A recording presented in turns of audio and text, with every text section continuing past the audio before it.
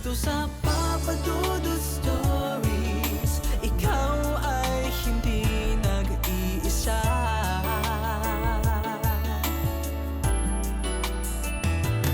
Dito sa Papa Dudut Stories, may nagmamahal sa'yo.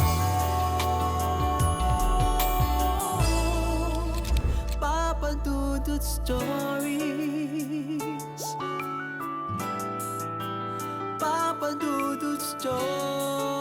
Dear Papa Dudut, sa lahat po ng mga nakatutok ngayon, huwag kalimutan na mag-like, mag-share at mag-subscribe.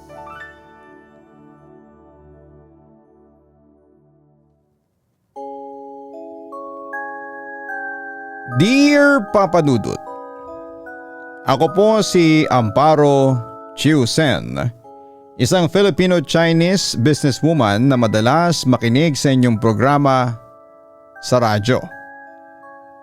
At ako po ay nagpapasalamat na napapakinggan na rin po kayo via online. Ako ay isang babaeng pinanday ng hirap at higit sa lahat ay ng disiplina. Hindi ako ipinanganak na may gintong kutsara sa bibig. Ang bawat sentimong nakuha ko ay galing sa pagod, puyat at matinding pagtitipid. Naniniwala ako na ang mundo ay walang puwang para sa mga mahihina ang loob at tamad. Kaya naman naging panata ko na ang pagiging perpeksyonista sa lahat ng bagay. Ang tagumpay ay isang math. Kung susunod ka sa rules, kung magiging tapat ka sa bawat sentimo, at kung hindi ka magpapalinlang sa emosyon ay sigurado ang pag-angat mo. Samantala Papa Dudut, kung tatayo ka sa tapat ng A+ Supermart noong kasikatan nito, mararamdaman mo ang hanging nanggagaling sa highway. Halo ng usok ng bus alikabok at ang amoy ng tagumpay ko. Nakaposisyon ang grocery ko sa isang prime spot sa Quezon City. Sa kaliwa ko ay nandoon ang isang sikat na college na dinadagsa ng mga estudyanteng laging nagmamadali. Sa kanan naman, mga naglalakihang fast food chains at isang sikat na mall na laging traffic ang tapat.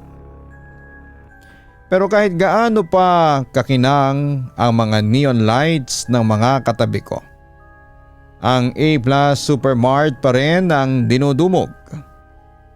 Bakit? Dahil alam ko ang kilitin ng bulsa ng mga tao. Ang presyo ko ay halos puhunan na lamang.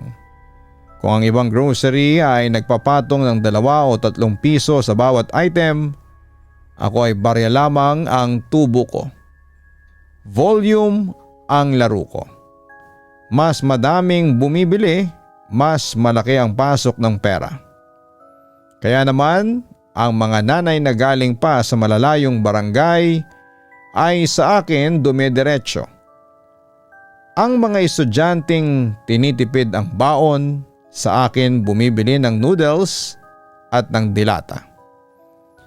Dahil sa A+ Supermart na aking tinatag, nakapundar ako ng 5 sasakyan mula sa SUV na pang pamilya hanggang sa mga kotseng pangpasyal. May 2 dambuhalang truck ako na laging bumabiyahe para maghakot ng supply at isang minibus na ginagamit ko kung may mga event o outing ang pamilya ko. 3 bahay ang naipundar ko sa loob lamang ng ilang taon. Lahat yon ay galing sa pawis ko. Kaya huwag niyo akong sisisihin kung bakit ako naging ganito kahigpit. Ang bawat sentimong nawawala sa akin ay parang kinukuha ninyo ang bahagi ng pagkatao ko. Bilang amo, hindi ako yung tipong nakaupo lamang sa opisina at naghihintay ng report. Ako si Amparo, ang reynang naglalakad sa mga aisle. Naka-uniforme man ako o hindi, Alam na mga tauhan ko kapag nandun ako dahil sa tunog pa lamang ng sapatos ko. Perfectionist ako, Papa Dudut. Gusto ko ang mga dilata dapat ay nakaharap ang label sa harapan. Ang mga sahig dapat ay walang kahit na isang bakas ng putik o dumi. Ayaw ko ng tamad. Kapag nakita kitang nakatambay o nakikipagkwentuhan sa kasama mo habang may customer, asahan mo nang makakatikim ka ng talas ng dila ko. Marami ang nagsasabi na terror daw ako. Marami ang nag-resign pagkalipas lamang ng isang buwan dahil hindi nila kaya ang pressure. Ma'am, tao lang po kami, napapagod din. Sabi ng isang cashier na pinagalitan ko dahil nagkulang ng 5 piso ang remit niya. Ang sagot ko sa kanya ay kung tao ka ay gumamit ka ng utak. Hindi ko pinapasweldo ang pagod mo. Pinapasweldo ko ang trabaho mong walang mali. Galanti ako, oo. Sinasagad ko ang benefits nila at binibigay ko ang bonus ng maaga. At hindi ako nag-underpay. Pero kapalit noon ay gusto ko ay makina ka. Gusto ko ay perpekto ka, lalo na pagdating sa pagnanakaw. Yan ang pinakaayaw ko sa lahat. May zero tolerance policy ako. Kahit isang pirasong candy lang ang ibulsa mo, nang hindi bayad ay ipapahiya kita sa harapan ng lahat at ipapakulong pa kita. Para sa akin ang maliit na butas ay siyang nagpapalubog sa malaking barko. Noong panahong yon, pakiramdam ko ay hindi ako pwedeng talunin ng kahit na sino. Hawak ko ang negosyo ko. Hawak ko ang mga tao ko at hawak ko ang buong highway. Pero sa kabila ng lahat ng kayamanan at kapangyarihang meron ako, hindi ko napansin na unti-unti na palang nagiging bato ang puso ko. At ang bawat perpektong plano ko ay guguho lamang dahil sa isang simpleng lata ng corned beef. Heto ang mas detalyadong bersyon ng Kabanata 2. Dito natin hihimayin ang eksaktong nangyari noong araw na yon. Kung paanong naging mitsa ng lahat ang isang simpleng lata ng dilata. Lunes noon, at kung alam mo lang Papa Dudut, ang Lunes ang pinaka-toxic na araw sa A+ Supermart. Dagsa mga delivery truck, sabay-sabay ang pasok ng mga estudyante para bumili ng supplies at ang mga nanay ay nagmamadaling mamili bago ang tanghalian. Mainit ang ulo ko dahil may isang cashier akong nag-absent nang walang paalam. Nakatayo ako sa loob ng CCTV room, nakatitig sa 6 na monitor na nagpapakita ng bawat sulok ng grocery ko. Doon ko siya nakita. Isang matandang lalaki, mukhang nasa 60 na ang edad niya. Payat, uugod-ugod na at suot ang isang kupas na asul na polo na halatang luma na dahil maluwag na ang kuwelyo.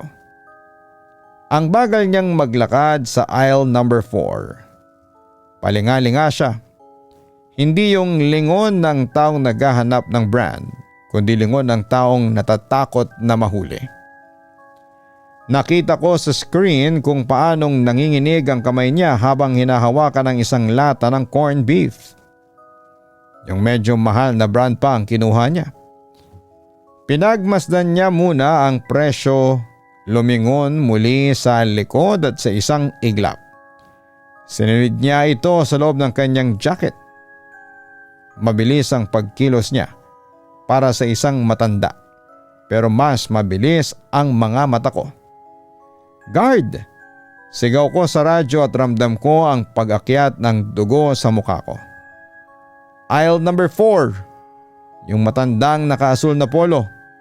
Sinilid yung dilata sa jacket. Huwag mong haharangin sa loob. Hintayin mong lumabas sa exit para attempted theft talaga ang kaso." Hinintay ko siya. Nakita ko siyang lumabas ng pinto nang walang binabayaran. Doon na siya hinarang ni Guard Reyes. Dinala siya sa opisina ko. Ang maliit na kwartong puno ng mga papel at monitors. Pagpasok niya ay nangangatog ang buong katawan niya. Nilapag ni Reyes ang lata ng corned beef sa mesa ko. "Ma'am, maawa po kayo." Ang unang lumabas sa bibig niya. Pausang boses niya, parang may nakabara sa lalamunan. "Pasensya na po talaga. Hindi ko po gustong gawin ito." "Lahat naman kayo yan ang sinasabi," sagot ko habang nakasandal sa swivel chair ko. "Tatay, ang A+ Supermart ay negosyo. Hindi po charity. Kung lahat ng nagugutom ay pagnanakawan ako, dinalugi na ako sa unang buwan ko pa lamang." "Ma'am Amparo, nagmamakaawa po ako." Halos lumuhod na siya sa simento. "Ang apo ko po ay 7 taong gulang. May sakit po siya. Matindi ang lagnat. 2 araw na po kaming walang matinong pagkain. Naghahanap po siya ng corned beef. Gusto ko lang po siyang mapakain bago sana uminom ng gamot." Tiningnan ko ang lata. Kulang-kulang 100 piso lang yan, pero sa akin prinsipyo ang nakataya. Sana humingi ka na lang. Baka binigyan pa kita. Pero dahil kinuha mo ng patago ay pagnanakaw yan. Reyes, tawagan mo na ang presinto. Doon na siya tuluyang humagulhol, Papa Dudut. Ang mga luha niya ay tumutulo na sa maduming sahig ng opisina ko. "Ma'am, wala na siyang ibang kasama. Ako lang po ang nag-aalaga sa kanya. Kapag kinulong ninyo ako ay sino po ang magpapainom sa kanya ng tubig? Sino ang magbabantay sa kanya?" Hindi ako natinag. Sa dami ng modus na nakita ko sa Quezon City, akala ko isa lang ito sa mga drama para makalusot. Pinanood ko siya nakaladkarin ng mga pulis palabas ng grocery. Pinagtitinginan siya ng mga customers. Hiyang-hiya siyang nakayuko at habang pilit na tinatakpan ang mga posas ng kanyang lumang jacket. Kinagabihan habang kumakain ako ng masarap na hapunan sa bahay, nalaman ko ang balita sa radyo. Nag-viral ang post ng isang customer na nakakita sa paghuli kay tatay. Pero ang mas masakit na balita ay ito. Kinabukasan ng madaling araw ay natagpuang wala ng buhay ang apo ni tatay sa loob ng barong-barong nila. Namatay sa matinding pneumonia at gutom. Walang nag-abot ng tubig. Walang nagpunas ng katawan. Tumagal pa si tatay ng 2 araw sa kulungan. Wala siyang pampiyansa dahil strikto ang protocol ko. Hindi ko binawi ang demanda, nakalabas lamang siya ng may isang netizen na nagmagandang loob na magbayad para sa kanya. Nakita ko ang litrato niya sa Facebook pagkalabas niya. Nakaupo siya sa gilid ng kalsada, yakap-yakap ang isang maliit na puting kabaong na bigay lang ng munisipyo. Ang tingin niya sa kamera ay diretsyo, malamig, walang luha pero puno ng sumpa. Parang tinatandaan niya ang bawat mukha ng taong naging dahilan kung bakit siya nawala ng lahat. Isang araw matapos mailibing ang bata, nabalitaan ko na lamang na natagpuang patay si tatay sa loob mismo ng bahay nila, habang nakahiga sa banig na ginamit din ng apo niya. Ang sabi ng mga kapitbahay ay wala naman siyang sakit. Namatay daw siya sa sama ng loob. Noong gabing mabalitaan ko yon ay hindi ako nakatulog. Hindi dahil sa takot kundi dahil sa inis na viral ang grocery ko sa negatibong paraan. Pero habang nakahiga ako ay biglang bumukas ang gripo sa banyo ko kahit na wala namang tao. Doon ko unang naramdaman ang kakaibang lamig, ang lamig na magpapabagsak sa lahat ng naipundar ko. Matapos mamatay ng matandang lalaki, naging mainit ang pangalan ng A+ Supermart sa social media. Pero bilang matigas ang ulo, inisip ko lang na bad publicity is still publicity. Lilipas din yan, sabi ko sa sarili ko. Pero ang hindi lumipas ay ang kakaibang bigat sa loob ng grocery. Pagpasok mo pa lamang sa pintuan ay hindi na amoy bagong saing o amoy sabon ang sasalubong sa iyo.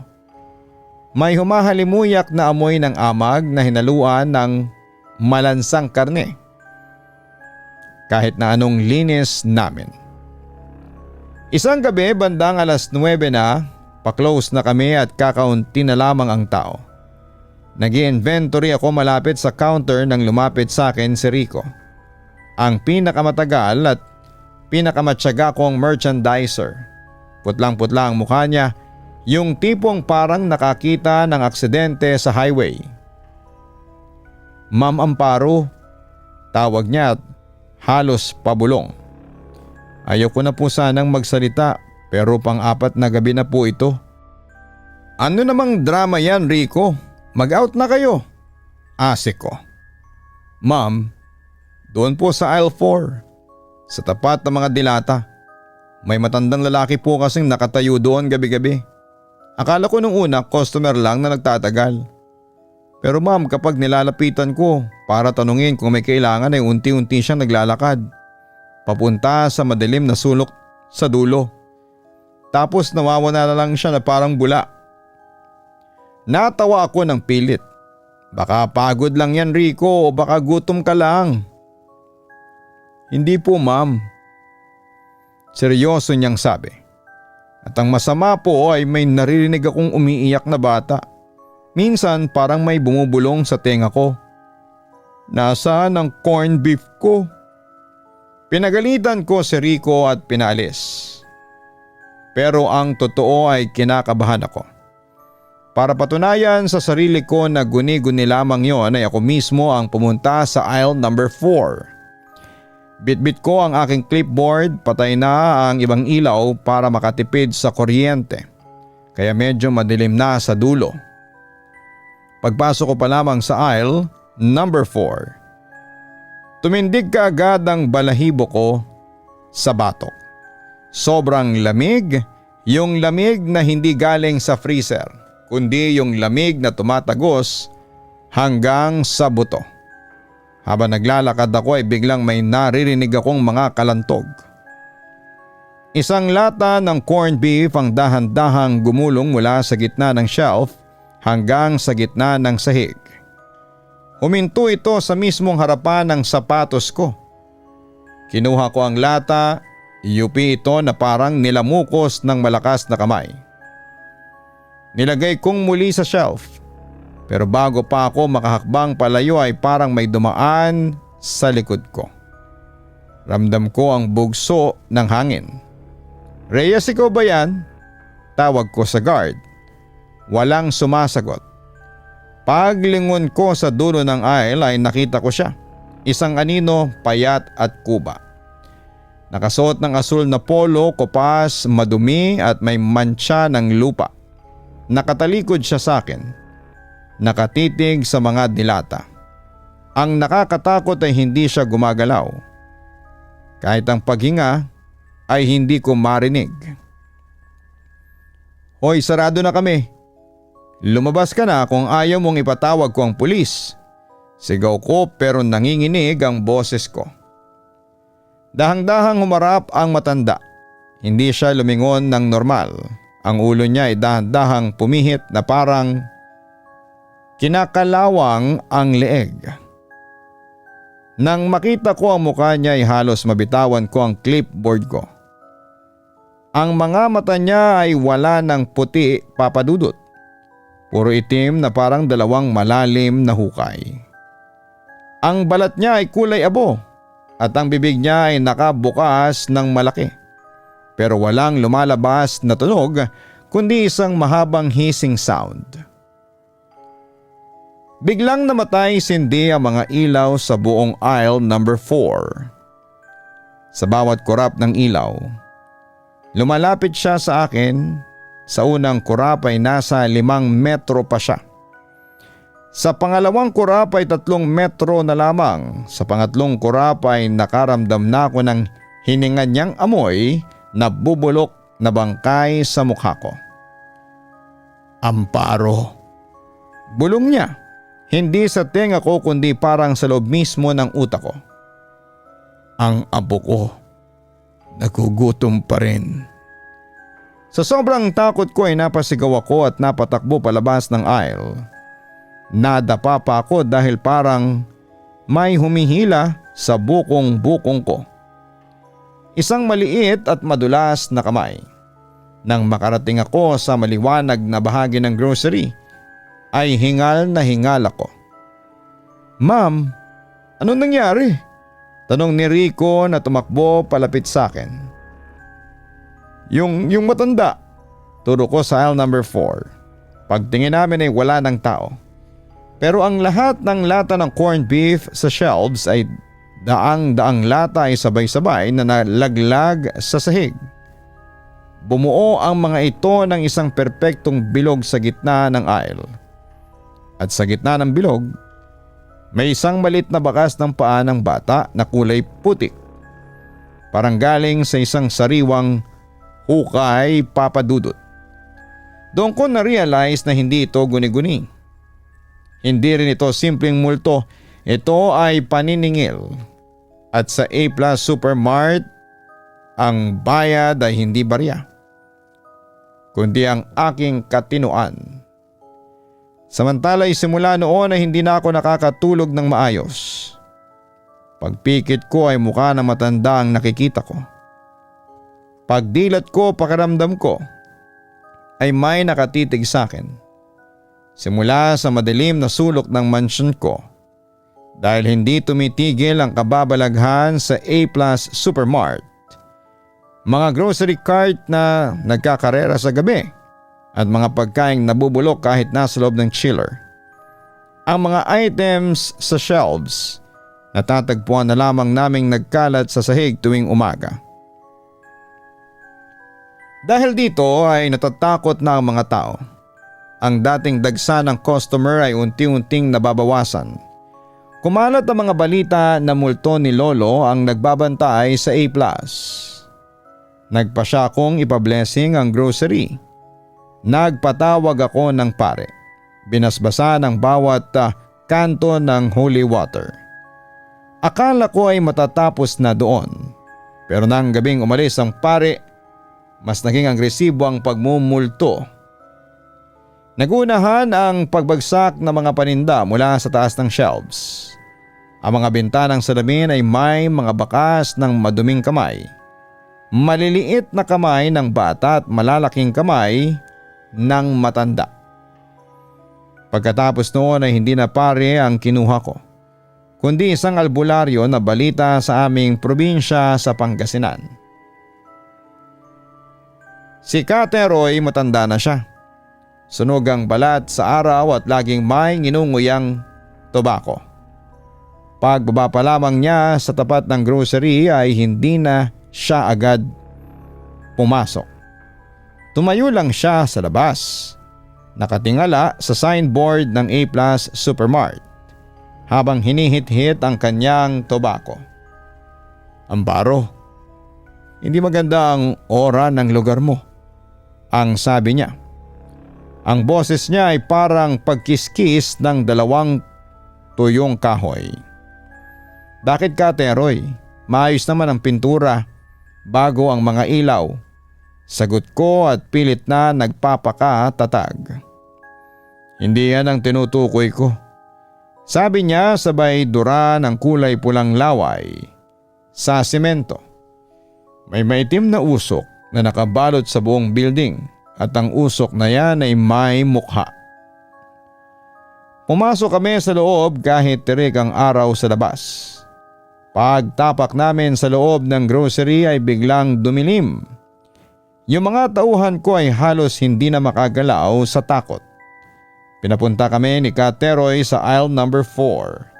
Pagdating naman namin sa tapat ng mga corned beef ay biglang humangin ng malakas. Yung mga nakasabit na promo banners ay nagsasayawan ng marahas na parang may bagyo sa loob.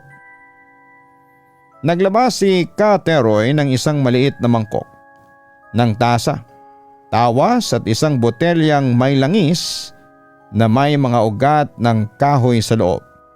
Nagsimula siyang mag-almusal ng mga orasyon na hindi ko maintindihan habang bumibilis ang bulong niya. Ang mga ilaw sa ceiling ay nagsisimulang mag-flicker. Hindi lang patay sindi kundi parang sumasabay sa pintig ng puso ko. "Magpakita ka!" sigaw ni Kateroy sabay-sabay ng langis sa sahig. Biglang lumamig ng husto at ang mga glass door na mga freezer sa kabilang aisle ay nagsimulang mag-moist at doon ay unti-unting may nabubuong sulat. Kitang-kita ko. Parang may daliring gumuhit sa hamog ng salamin. GUTOM. Gutom. Lumuhod ako sa malamig na semento, Papa Dudut. "Lolo, patawad po. Hindi ko po sinasadya. Magdodonate po ako sa simbahan. Magbibigay po ako ng sako-sakong bigas sa mga mahihirap. Maawa na po kayo. Tigilan nyo na ang grocery ko." Sa halip na humupa ay lalong nagwala ang paligid. Ang mga lata ng dilata sa itaas ng shelf ay nagsimulang mag-vibrate. Tapos ay isa-isang pumutok ang mga bumbilya sa itaas namin. Ang tanging liwanag na lamang ay ang kandilang tinitignan ni Kateroy. Sa dilim na yon ay nakita ko ang matanda. Hindi na siya anino lamang. Nakatayo siya sa dulo ng aisle, hawak ang kamay ng isang batang lalaki na putlang-putla at may itim na labi. Ang bata ay may hawak na kutsara at kinakaskas niya ito sa sahig. Ang tunog ay parang bumangon sa utak ko. "Hindi siya tumatanggap ng alay na bigas, Amparo," sabi ni Kateroy. Nanginginig na rin ang boses niya. "Ang gusto niya, buhay ang kapalit ng buhay na kinuha mo." "Ano? Wala akong pinatay, no?" sigaw ko. Biglang tumawa ang matanda. Isang tawang walang tunog, pero nakita ko ang pagbuka ng panga niya na parang mababali na. Ang bata naman ay tumingin sa akin at sa isang iglap ay tumakbo siya patungo sa akin ng napakabilis. Hindi takbong tao kundi parang hayop na nakadapa. "Kateroy, tulong!" hiyaw ko. Nagwisik si Kateroy ng holy water na may halong kung ano-anong ugat. Pero bago siya tumama sa bata, ang bote ay biglang sumabog sa kamay ni Kateroy. Napamura ang matanda at napaatras. Masyadong malakas ang puot niya, Amparo. Hindi ito basta multo lamang. Ito ay sumpa ng gutom. Sigaw ni Kateroy habang nagmamadaling iligpit ang gamit niya. "Hindi ko kaya to. Isumpa mo man ako. Pero ayaw kong mamatay dito." Iniwan ako ni Kateroy, Papa Dudut. Tumakbo siya palabas ng grocery na parang nakakita ng demonyo. Naiwan akong mag-isa sa dilim ng aisle number 4. Ang huling narinig ko bago ako nawala ng malay sa takot ay ang boses ng matanda na bumubulong sa hangin. "Bawat sentimong kikitain mo dito, magiging amoy bulok. Bawat taong papasok dito ay lalasunin ko ang isipan hanggang hindi ka bumabagsak sa lupa, Amparo, hindi ka aalis sa ganitong klase ng sumpa." Pagkagising ko ay natagpuan ako ng gwardya na nakahiga sa sahig kinabukasan. Yakap-yakap ang isang lata ng corned beef na puno ng kalawang. Kahit bagong stock lamang yon. Alam ko na noon na wala ng albularyo o pare ang makakapagligtas sa akin. Nagsimula na ang tunay na ganti. Samantala ang A+ Supermart na dati ay parang pugad ng bubuyog sa dami ng tao ay unti-unting naging parang sementeryo. Ang mga customers ay parang may mga kung anong puwersang nagtutulak sa kanila papalayo. May mga papasok pero pagtapak pa lamang sa pintuan, mapapahawak sila sa ilong at lalabas kaagad. "Ma'am, amoy bangkay po sa loob." Reklamo ng isang suki ko. "At yung mga gatas ninyo bakit namumuo na kahit na malayo pa ang expiration?" Hindi ko alam ang isasagot ko at sa paningin ko ay maayos ang lahat. Pero kapag tinatalikuran ko ang mga estante, maririnig ko ang kalabog. Paglingon ko ay nagkalat na ang mga paninda sa sahig. Ang masakit pa dito, ang mga prutas at gulay sa loob lamang ng isang oras, pagkalatag ay nagiging kulay itim at nilalabasan ng mga uod na kasing laki ng daliri. Nagsimula na ring mag-resign ang mga tauhan ko. Ang huling umalis ay si Rico. Lumapit siya sa akin at umiiyak. "Ma'am, hindi ko na po kaya. Kagabi habang nag-aayos ako sa bodega, may bumubulong sa likod ko. Sabi niya, 'Gusto mo rin ba ng corned beef?' Tapos naramdaman ko ang malamig na daliri sa leg ko. Ma'am, baka mamatay ako rito." Wala akong nagawa kundi ang hayaan siya. Sa huli ako na lamang at si Guard Reyes ang natira. Pero pati si Reyes ay hindi nakaligtas. Isang gabi ay nakita ko sa CCTV na nakatayo siya sa tapat ng aisle number 4. Bigla siyang tumigas. Nanlilisik ang mga mata at nagsimulang kumain ng mga hilaw na noodles at dilata. Gamit lang ang kanyang mga kamay at ngipin. Nang lapitan ko siya ay hindi niya ako kilala. Ang boses na lumalabas sa bibig niya ay boses ng matanda. Gutom na kami, Amparo. Kulang pa ang benta mo." Doon na nagsimula ang sunod-sunod na malas. Ang mga truck ko na pang-deliver ay naaksidente sa highway ng sabay na araw. Sabi ng mga driver ay may bata raw na biglang tumatawid kaya napakabig sila ng manibela. Ang minibus ko naman ay bigla na lamang nag-apoy habang nakaparada sa garahe ng mansyon ko. Dahil sa mga reklamo ng sanitary issues ay tuluyan ng pinasarado ng munisipyo ang A+ Supermart. Pero hindi lang yon. Dahil sa laki ng mga utang ko sa supplier at sa mga demanda ng mga empleyadong nanganib ang buhay, isa-isang nahila ng bangko ang 3 bahay ko. Ang mga sasakyan kong pinagmamalaki ay naibenta ko na sa presyong basura para lang pambayad sa abogado.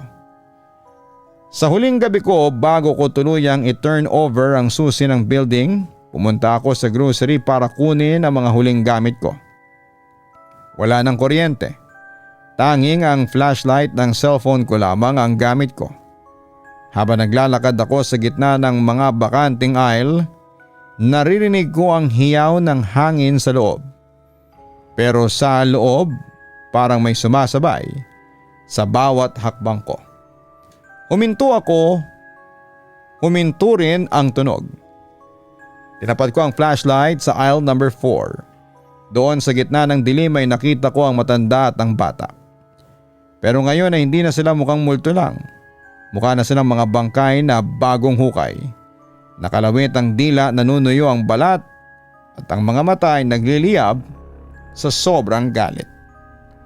Tumawa ang matanda, hindi tawang tao kundi tawang parang nababasag na bote. Bagay sa iyo ang sahig, Amparo. Masarap bang matulog nang walang katiyakan kung may kakainin ka pa kinabukasan?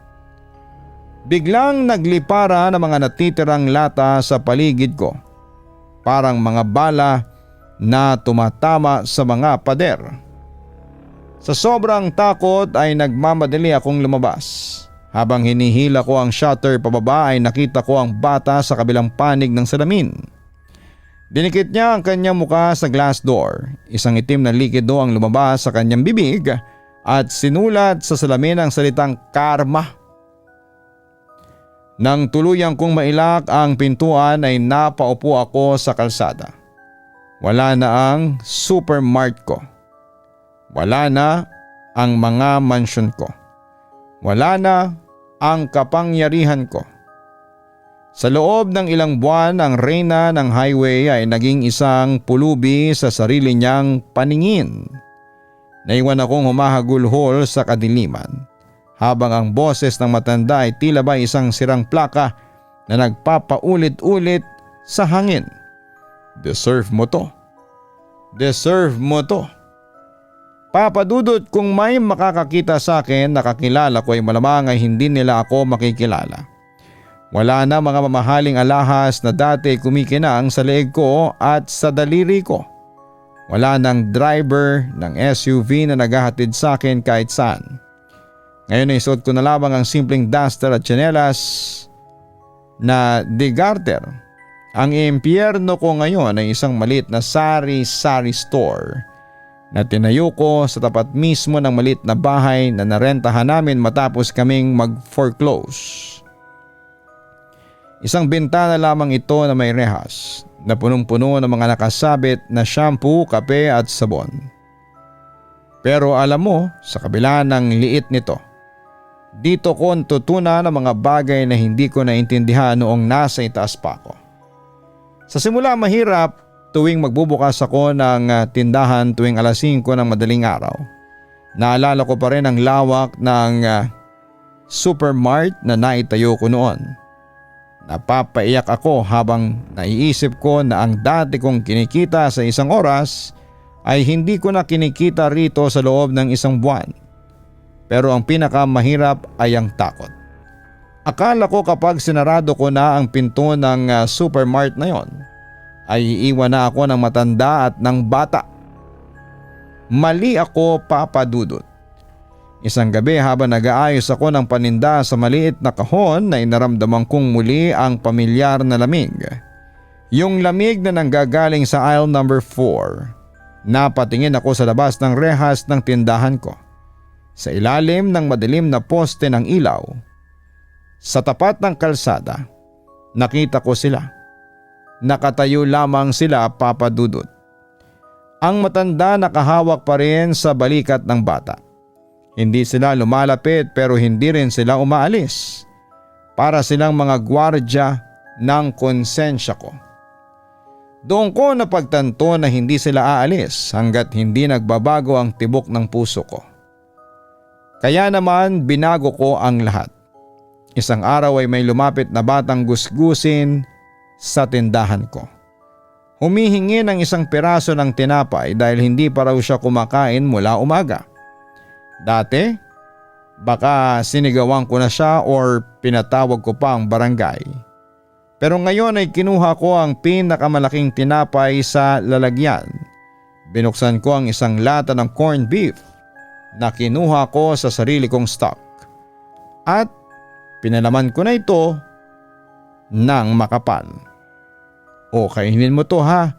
Huwag kang aalis hanggat hindi ka pa nabubusog. Sabi ko sa kanya.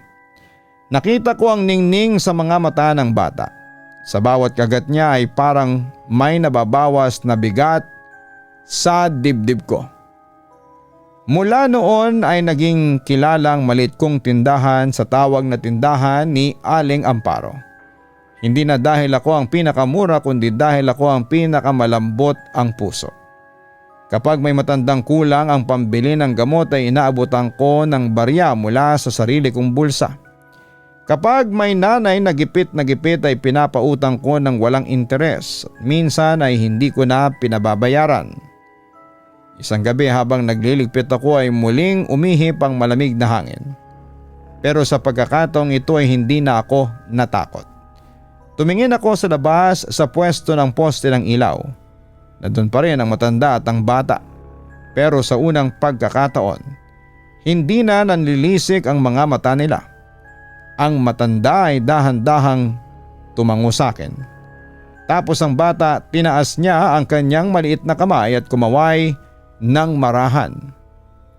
Unti-unti silang naglaho sa dilim na parang mga aninong tinunaw ng liwanag.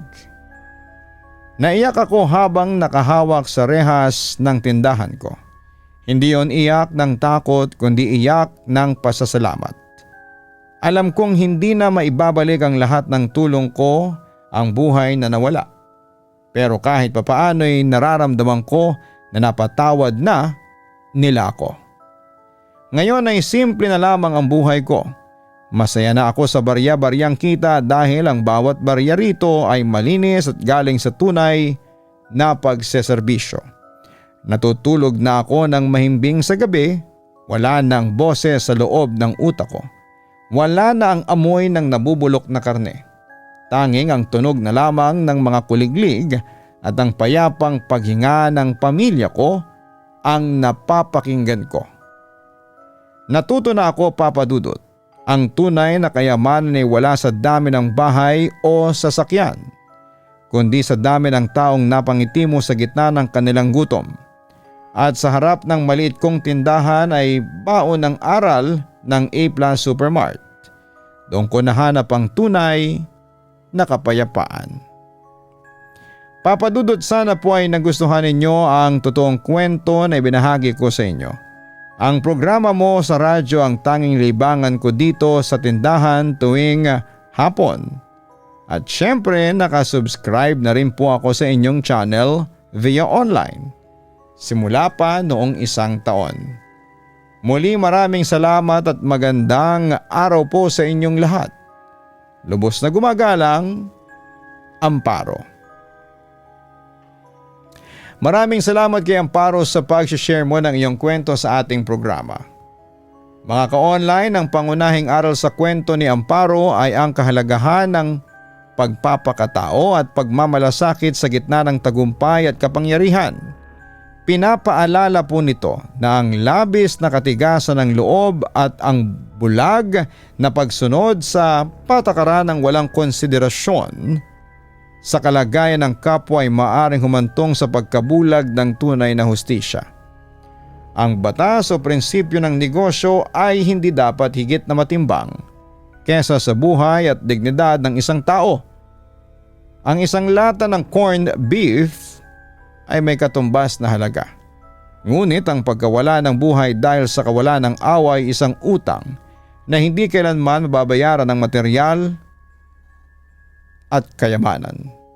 Bukod dito ay tinuturo ng kwento na ang karma ay hindi lamang isang pananakot kundi isang paalala na ang bawat aksyon natin ay may katapat na pananagutan. Ang pagbagsak ni Amparo ay nagsilbing daan upang mahanap niya ang tunay na kayamanan, hindi po sa dami ng sasakyan o sa dami ng pera, kundi sa kapayapaan ng kalooban at sa pagtulong sa mga nangangailangan. Sa huli ang kwento ay isang babala na ang tagumpay na itinayo sa ibabaw ng pighati ng iba ay walang matibay na pundasyon. At ang tunay na kadakilaan ay nasusukat sa kung paano natin tinatrato ang mga taong wala nang maibibigay na anuman sa atin. Huwag kalimutan na mag-like, mag-share at mag-subscribe. Maraming salamat po sa inyong lahat.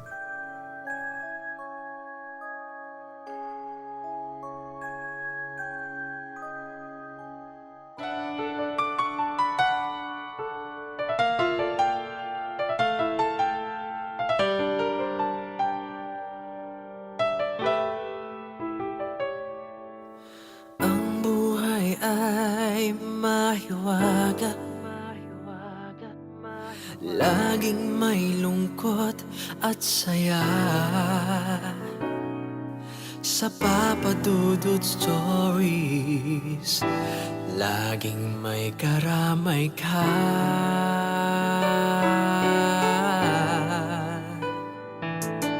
Mga problemang kaibigan, dito ay pakikinggan ka. Sa Papa Dudut Stories, kami ay iyong kasama. Dito sa Papa Dudut Stories, ikaw ay hindi nag-iisa.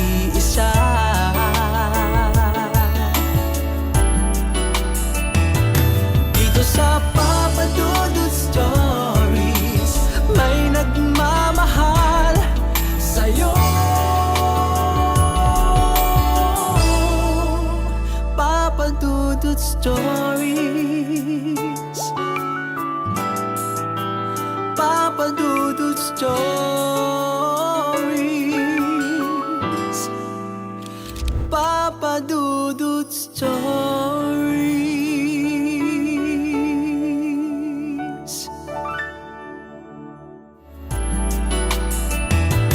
Dito sa Papa Dudut Stories, may nagmamahal sa'yo. Papa Dudut Stories.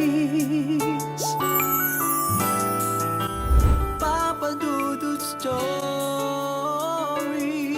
Hello mga ka-online, si Papa Dudut po ito. Nag-enjoy ka ba sa ating kwento ngayong araw? Huwag kalimutan na i-share, mag-like at mag-subscribe. Maraming salamat po.